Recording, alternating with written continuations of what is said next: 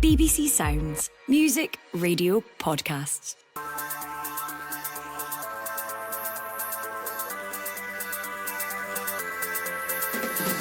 Hello, I'm Phil Goodlad and this is the Scottish Football Podcast. All your news, all your views, all the analysis you need from our beautiful game. It's Good Friday, the 18th of April, as we reflect on Rangers' defeat in Bilbao. Nico Williams is there, and he surely finishes it off. The bullet header, and Williams has surely knocked Rangers out of Europe and effectively ended their season here tonight. A result that means the end of the European dream for Barry Ferguson. And then we've got a pair of mouth-watering Scottish Cup semi-finals to look forward to. Oh, goal, Kevin Nisbet. He saved the best for last. That is absolutely sensational from Sander Khartoum. Hearts and Aberdeen face each other tomorrow. And as if that wasn't enough, we are there. We could give ourselves, the fighting chance. And wherever it takes us, we don't know, but we need to stay there until the end. St Johnstone will be looking for a repeat of their heroics last month when they faced Celtic in Sunday's second semi. The Scottish Football Podcast from BBC Sports Scotland. Great to have you along this morning. I'm joined by Rory, the former Dundee and Rangers striker. Rory, morning to you.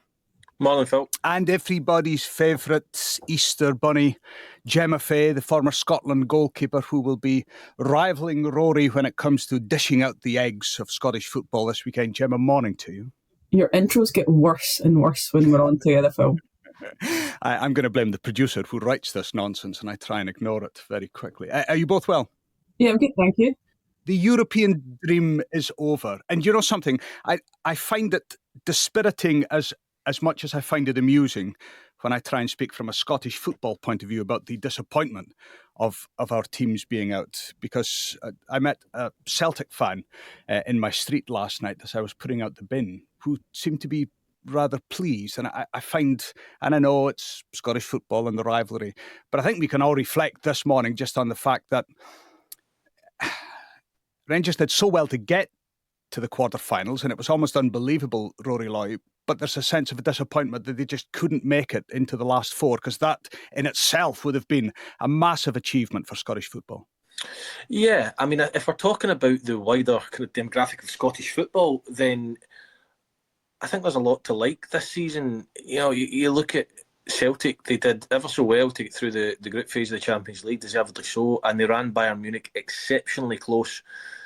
Rangers got to the quarter-final and ultimately were beaten by the better side. So there is a sense of disappointment. And, I was disappointed the night Bayern Munich knocked out Celtic, and I was disappointed last night when Rangers get knocked out the Europa League. But I think on the whole, if you look at the two teams we often send into Europe, I think they can have their heads held high, and I think we can walk away as a nation with, a decent amount of respect with the run that they had. But ultimately, despite maybe a few dodgy decisions, Bilbao were the better team over the two legs and deserve to go through.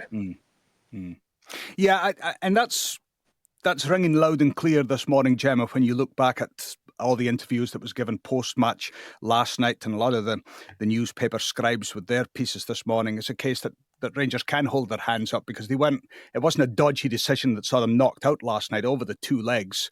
Bilbao deserved to go through.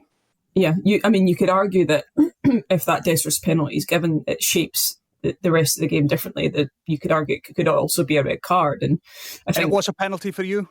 Yeah, I think so. I think the fact that he has to go off and change his shirt because it's ripped in two is like it's like a sight. Yeah, like I think maybe just a little bit of evidence. The question is whether or not he's probably getting the ball. Maybe that's what they're looking at, but that's a foul anywhere in the park. That's a foul.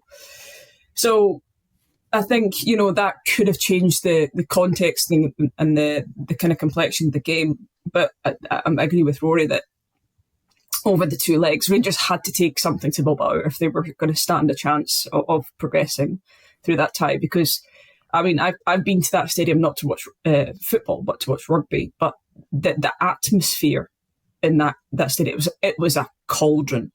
And that just gave Bilbao they were good at Ibrox, but they were great last night, bar a few kind of moments out of possession. They just hunted and they harried and they didn't give Rangers time, and the Rangers couldn't really build. They found a little bit of joy when they kind of tried to bypass and do that diagonal kind of ball out. But in possession, Nico Williams, that kid just came alive. And over the piece, Bilbao, I totally agree, we're the better team and deserve to go through. But, in football, sometimes moments can change games. And I think that was the big moment for Rangers last night. And then they go on to concede a penalty, and you go into the second half and it's a complete uphill battle from there.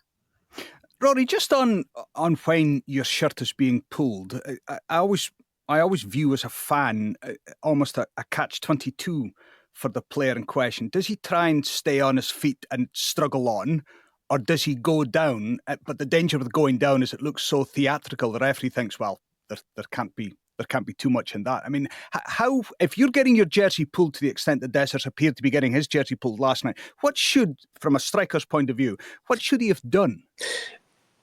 He should have placed better faith in the referee, that he makes the right decision. I've had this discussion with my dad, believe it or not, I don't know how many times over the years, where if in the box your shirt's pulled or you're fouled to the degree that it's a penalty kick, you should have enough faith in the referee that whether you go down or whether you stumble or whether you give up possession, the referee should call it as he sees it and give the foul.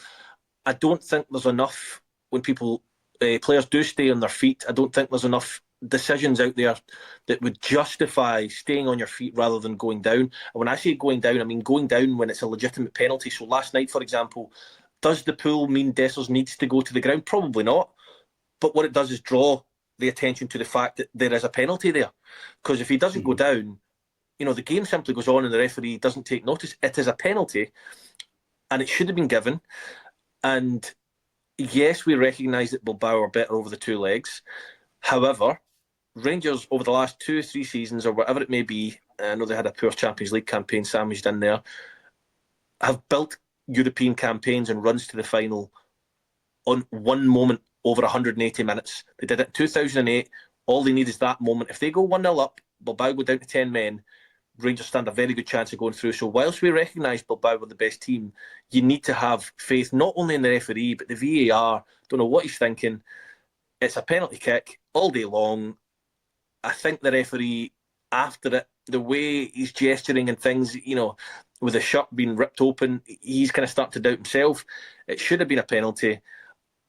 Bilbao were by far and away the better team. And by the way, I don't actually think there were any great shakes. I think Nico Williams was amazing, really, really good. But other than that, yes, they were better than Rangers. They've got a better squad than Rangers. Would have expected better from fourth in La Liga, probably. Are they favourites to win it? Not in my eyes. Gemma, just a word on in the second half, and because I raised eyebrows when I saw this, because I don't think I've ever seen it in the professional game before. Barry Ferguson passing a note to James Tavernier, or getting a note onto his captain, and then Tavernier having to come to the touchline and open up the note, and Ferguson seemed to explain to him what was on this sheet of paper, and it seemed to just be a bit of confusion. And I just wonder whether that almost sums up Rangers' season, is that very moment when... You're digging, aren't you, Phil? Well, no, I'm not. It's just I've never seen information passed from a manager to a player like that. In a game? Yeah. I've never seen that all in a the game. time now, Phil. Yeah. Even on the TV. Have you not seen the one where the opposition player runs on and grabs it off them and rips it up? Yeah. No, I haven't. It's quite common. It's quite common. I must not be watching enough TV then. No, I've never seen that, and I just wondered whether that almost shows a wee bit of the confusion that's been around Rangers this season. No, I look. So let's take the two different things, right? The note passing and having tactics written down for it to be passed, is really, really common, and it happens all the time. The fact that he has to come back over to Barry Ferguson for Barry Ferguson to explain what's on the note, that's a bit comical. That he's not clearly communicating that. To then segue into that, is that just Rangers' season in a nutshell? I'm not sure that's a segue that you can make. Why not? Pardon? Why not? Why not make that segue if it's to do with simple information being passed to players? and it wasn't understood last night? Because it's what one player asking a question perhaps about one thing, which is like common practice in any team. But Like, it's the I captain think you're trying to make asking the manager. you're trying to make a connection about something which you think is quite absurd, which is actually really common practice, and trying to define Rangers' season by one simple action that you've observed on TV. I don't think that's necessarily fair. I think Rangers have had, for many reasons off the field and on the field, a season which is not acceptable by their standards. Agreed. They're currently trying to complete a takeover, which will ultimately, hopefully, change things and put them in a position where they can compete with Celtic. That's the whole reason for it. Have there been moments in Rangers' season which have been confusing for the fans, confusing for the managers, confusing for the players about how they've performed and why they've performed like that? And it's not usual for Rangers to do that, absolutely. But to try and link it to a one moment about a note being passed to a player and then that player asking to clarify something, I think it's a bit of a stretch. I think as well, Phil, can I just add that the situation Rangers found themselves in last night, injury-wise, wasn't far from ideal. First and foremost, you've got the one player who's playing out of position. He's playing the wrong side of the pitch. He's predominantly left-footed. He's playing right wing-back. He gets injured. Now, you've then got to make a decision on shape. You've got to make a decision on who you bring on and how that's going to look, because you can't prepare before the game for every eventuality of, you can't go through the squad and go, right, if he gets injured, this is what we do. If he gets injured, this is what we do. It's not productive, that, because you need to make a decision at the time. So if there's a change of shape, you've got players then moving around the pitch. You've got Diamandi at left wing back, etc. Getting that information onto the pitch on a note as quickly as possible, I think it's fairly understandable why there might be a few questions on the back of that. And then, you've got to incorporate the fact that they need to get that player on the pitch as soon as possible. There's so much happening. There's so many moving pieces at that particular time that I think that it's quite unfair, in my view, to criticise that when you're trying to get so much information on as quickly as you can in such a short period of time, and information that's so critical that there's a few questions on the back of it. Mm-hmm. Listen, that's all fair comment. And I raised the point purely as, quite genuinely, I had never seen that before. And I'm by no means do I think it's absurd. I just was surprised that the manager and the captain had to have a discussion over the note that was passed. That was all. And I maybe have to start watching more football. I think I watch too much as it is. I'm certainly sure that's a view in my household. But I just never seen that before. As far as Rangers go forward, and I know we've got the semi-finals to look at in the Scottish Cup.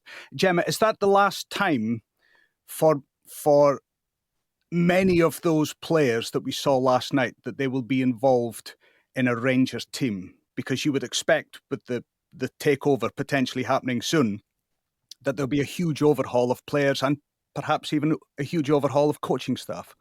I think you need to look at, probably Newcastle's a good example of when new owners came in. Everybody expected a complete overhaul of a team, a whole bunch of players out, a whole bunch of players in. And it's been a slow and steady changing of that.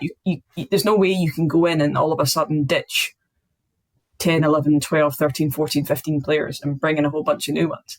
I don't think that's going to happen. But I think what you'll start to see is, I think off the field, you'll see quickly structural changes. I think that's the kind of thing that will happen. And they started that already with new CEO coming in, etc.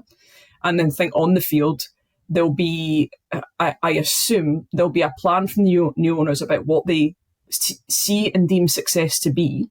And they'll start recruiting. And there'll be a budget aligned to that. It's not going to be an open book, I don't think. There's going to be a budget aligned to that to say, right, this is what we need to achieve next year with the current group of squad, with the looking across that kind of depth chart of what you've got coming through versus contracts, etc. Where does that leave us? And therefore, what are the priority recruitment targets, which they will have already, priority recruitment targets moving forward for this year. Now, a lot of that, you would argue that should be a style and a direction, and it's not determined by the head coach, but you need a head coach that fits into whatever system Rangers want to develop for the next season and beyond, to play the type of football to get them to the place where they rightly think they should be, which is top of the Scottish Premiership and competing in the Champions League. That's where their aspirations must sit for a club of that size. So I don't think you're going to see, that doesn't necessarily mean complete departure for a lot of players, but there is an aged squad in there as well. There's some key, like a Balogun, like a Tavernier, these types of players at the other side of 30, and for what Rangers want to do, there will definitely be questions over a certain group of them.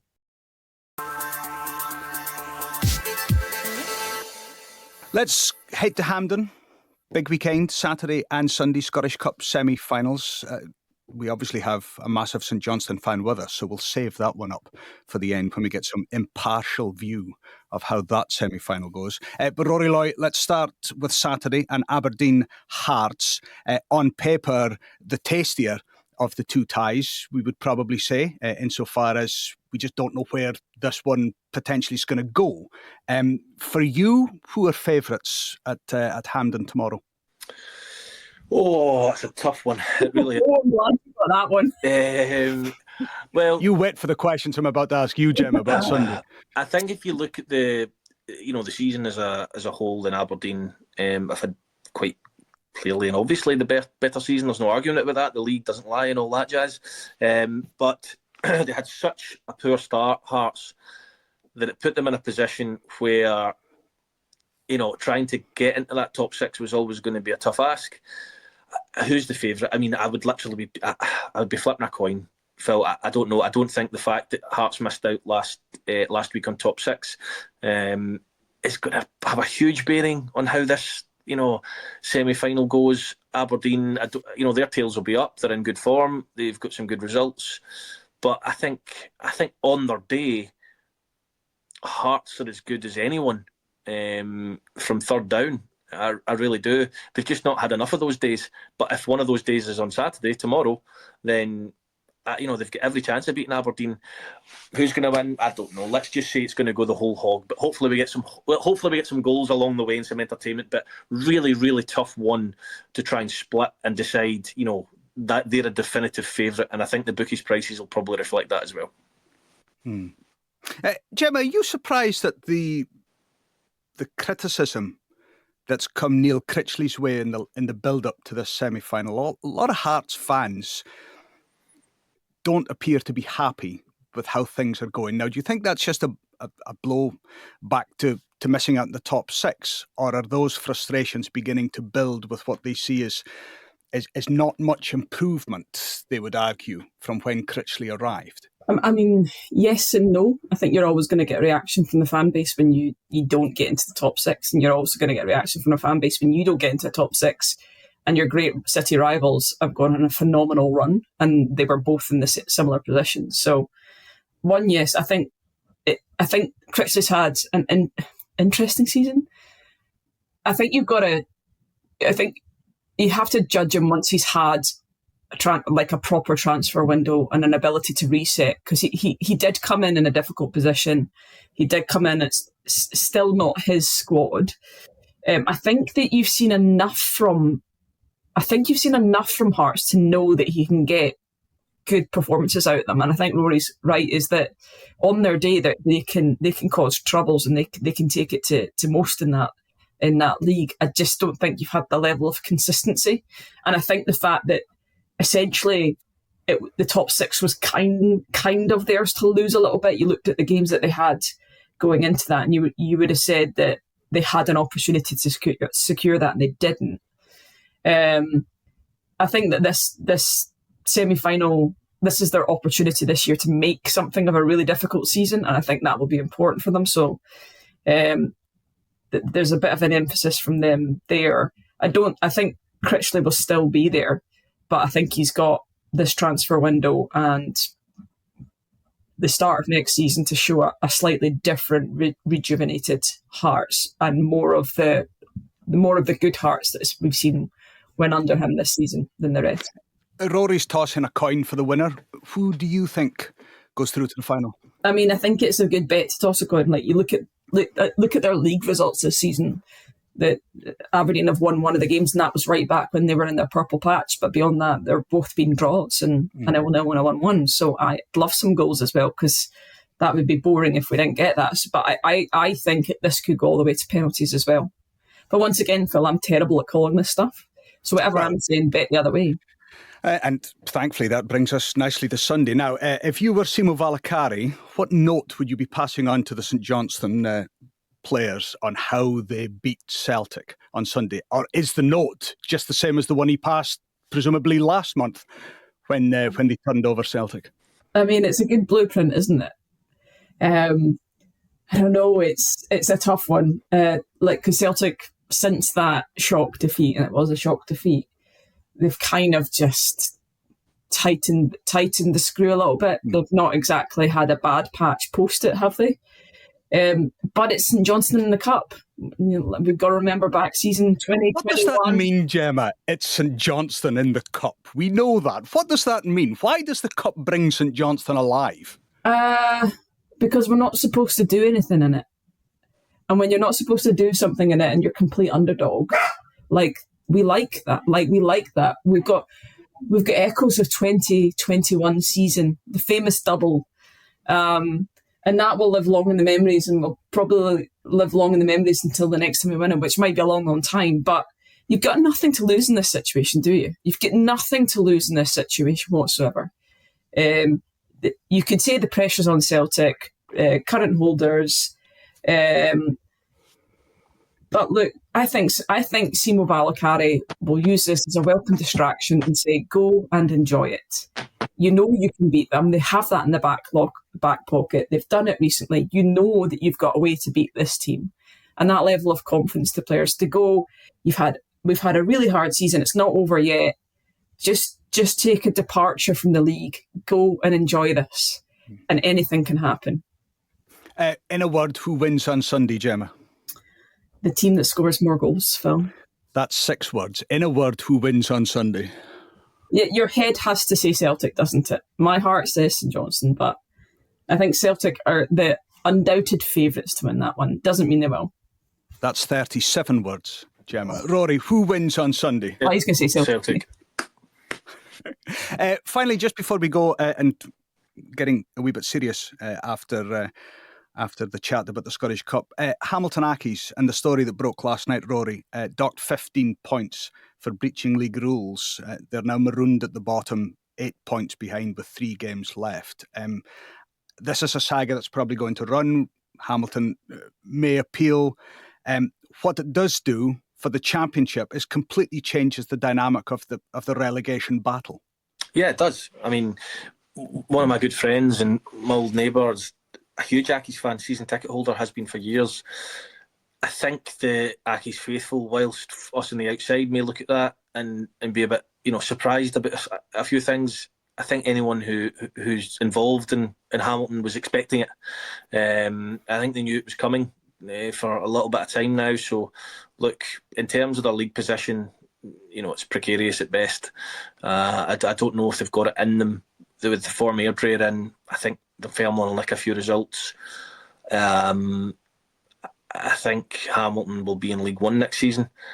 I hope they can recover, and I hope they can, learn from the mistakes of the past that have landed them in this position.